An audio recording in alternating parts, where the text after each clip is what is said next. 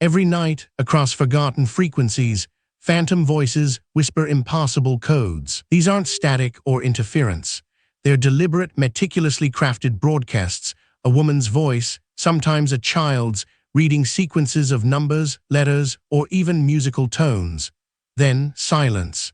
For decades, these numbers stations have been one of the most enduring, unsettling mysteries of the Cold War and beyond. They operate from desolate corners of the world, their signals bouncing off the ionosphere, reaching listeners thousands of miles away. Amateur radio enthusiasts, intelligence agencies, and curious individuals have all stumbled upon them. But what exactly are they, and who, in this age of instant digital communication, is still listening? The prevailing theory, almost universally accepted by intelligence experts, is that numbers stations are a method for intelligence agencies to communicate with their deep-cover spies or illegals in foreign countries. A one-way, highly secure, and virtually untraceable broadcast system. Consider the operational security. A spy embedded deep within enemy territory needs to receive instructions without revealing their location or even their existence. Email, phone calls, or even encrypted digital messages leave a trace. Shortwave radio, however, is much harder to pinpoint. An agent equipped with a simple shortwave radio and a one-time pad for decryption could tune in at a prearranged time to a specific frequency. They'd hear a string of numbers, seemingly random. But with their unique key, those numbers would transform into plain text, operational orders, rendezvous points, or extraction instructions. The beauty from an intelligence perspective is in its simplicity and deniability. If intercepted, the numbers are meaningless. There's no sender identification, no digital fingerprint, just a disembodied voice reading what sounds like a lottery ticket. The existence of these stations became widely known to the public, or at least to the amateur radio community, in the late 1960s and early 1970s.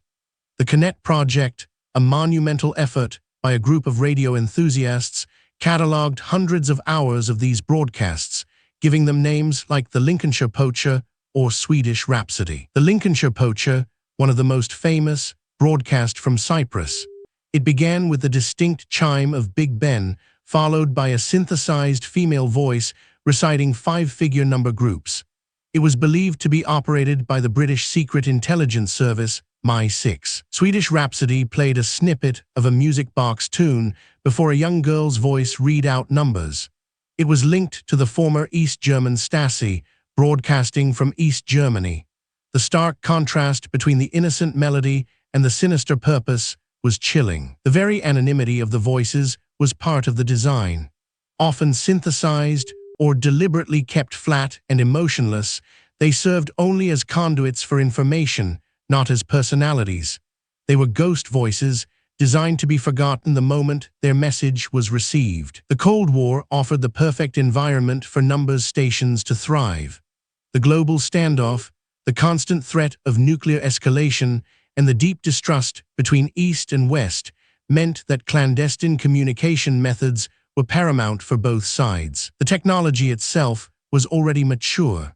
Shortwave radio had been used for decades, its ability to transmit across continents well understood. The innovation wasn't in the medium, but in its weaponization for espionage. But as technology advanced, particularly with the rise of the internet and sophisticated encryption, many assumed numbers stations would fade into obsolescence. Why use an analog system when you can send terabytes of encrypted data instantly? Yet they persist. Long after the Berlin Wall fell, long after the Soviet Union dissolved, these phantom broadcasts continue. Some stations have gone silent, but new ones occasionally appear. This begs the question, who are these illegals still operating, and what critical information are they receiving? One famous case that brought the reality of numbers stations into stark relief was that of the Cuban Five. In 1998, a group of Cuban intelligence officers operating in the United States was arrested.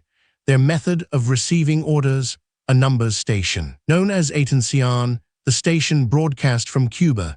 Its broadcasts included a female voice reading numbers, which the agents would then decode. This wasn't some theoretical Cold War relic. It was a live, active espionage operation caught in the act. The prosecution presented evidence of the agents listening to and decoding these broadcasts. It offered irrefutable proof of their purpose, and it confirmed that, even in the late 20th century, the analog ghost voices still held power. Beyond state-sponsored espionage, some fringe theories suggest other uses, perhaps for drug cartels or even extremist groups. But the highly structured nature, the consistent timings, and the sheer longevity point overwhelmingly to state actors. The allure of numbers stations lies in their mystery. They are a tangible link to a world of shadows, secrets, and double lives. They remind us that even in our hyper-connected world, there are still corners where information moves through invisible, enigmatic channels. What does it mean for a spy, deep undercover, to rely on such a strange, almost archaic method? It speaks to a level of commitment, isolation, and perhaps even bravery that few of us can truly comprehend. The number stations are more than just a historical curiosity. They are a living echo of the Cold War, a testament to the ingenuity and paranoia that defined an era. And as long as nations have secrets and spies operate in the shadows, these ghost voices may well continue their silent vigil. They serve as a stark reminder. Even when the grand narratives of history conclude, the quiet, persistent hum of covert operations often continues, unheard by most. Uncover more untold stories of espionage and intrigue from the shadows of history.